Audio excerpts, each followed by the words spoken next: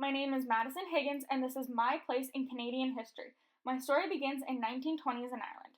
In 1926, at 16 years old, my great-grandmother, Mary Ann Stevenson, later known as Mamie Higgins, came over to Canada with her family from a large town named Newtownards in the northern region of Ireland.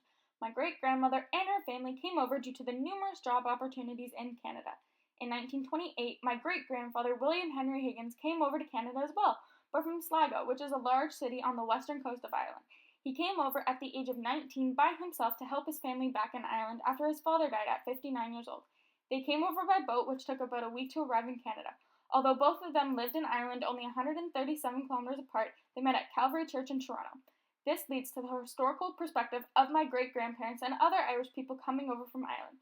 My great-grandparents embodied how many others felt when coming to Canada from Ireland. They were excited for the opportunities up ahead, but also very nervous and anxious. People came over in the hopes of a better life, but were worried due to the unknown. My grandfather was born April 20th, 1940 in Toronto. This was only 6 months into World War II. My grandfather remembers the food tokens they used to have because they needed to ration during the war. The tokens were a paper-like substance that was firm, round, and about the size of a nickel or a quarter. During the war, everything was used and nothing was wasted. They would eat everything that was on their plate because they didn't know what or when their next meal would be. They had furnaces that burned coal to heat the house. When they had to add more coal to the furnace, they would sift through the burnt coal to find coal that had not yet been burnt and reuse it. Canned goods and preserves that my great-grandmother used to make would be stockpiled for emergencies and cold storage. This can be represented by continuity and change because back then everything was used and nothing was ever wasted. People couldn't afford to waste items back then. Nowadays we have a throwaway society, thus meaning that we care less than before, and if something is broken, we throw it out, not fix it. If someone doesn't finish dinner, it goes into the green bin rather than saving or sitting at the table until their meal is finished. We have the ability to throw things away, and we take that for granted. My great-grandfather, Harry William Ross, was in the Canadian Navy. In the beginning of the war, he served on a British Navy ship called the Howie, as Canada had more volunteer sailors than they did ships, and he earned medals for volunteering. He earned a medal from the Russian government 50 years after his contributions in the war in the 90s for working in the North Atlantic on a Canadian corvette called Thorlock. This ship was used for protecting convoy ships and supplies to Minsk, Russia. My great-grandfather's brother was also in the Canadian Navy, but he sadly passed away when he was aboard a ship in battle.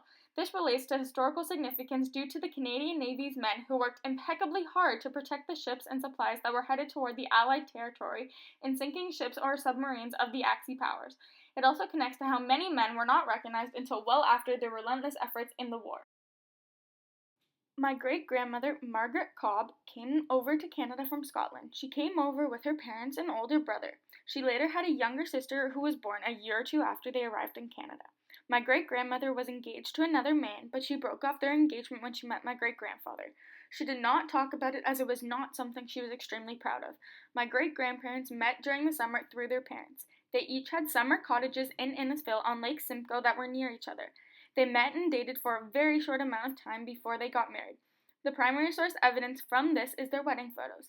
This also relates to cause and consequence because without my great-grandmother breaking off her previous engagement, my great-grandparents' wedding would not have happened and my family's history would be completely different than it is today, and I would not be who I am today or not be here at all. My mom, Lori Ann Higgins, grew up on a farm in Fenelon Falls. My family's history in Fenelon Falls goes back several generations before her. My family has been farmers for the entirety of what we can remember about our history. The wars that happened never greatly impacted this side of my family as they were never pulled from their farms to go and fight in the wars. Although there were laws saying otherwise, my family members never went and fought. Since my mom grew up on a farm in a small town, things were quite different compared to my life today. This can be represented by continuity and change. This is because my mom grew up in a small town where everyone knew her and her family. My mom's family always knew where she was or who she was with. I live in an area that is not heavily populated, but big enough that my parents aren't notified where I am every second when I'm out with friends. My dad, Brian Jeffrey Higgins, was born and raised in Toronto. He grew up every summer going to the family cottage on Lake Simcoe in Keswick.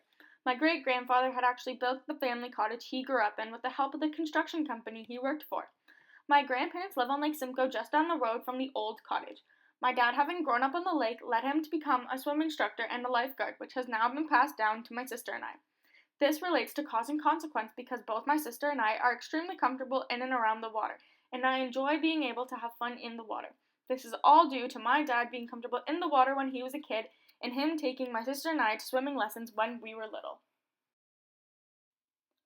I am a grade 10 student at Dr. G.W. Williams Secondary School. I enjoy working with children and hope to someday work for a summer camp as a counselor. Reading and baking are great reliefs for me when stressed. I have had a love of both eating and baking food since I was little. I cannot say I have a favorite food because I like so many different things other than fruit. Being with family is so important to me. I enjoy undertaking different tasks in my spare time, for example, sports such as swimming, volleyball, and different events with friends. My family and I enjoy watching movies together, being outside, and traveling. I hope to travel all over the world and experience different activities at each place. The places I am most interested in going to are Bora Bora, Australia, France, Italy, United Kingdom, and much more.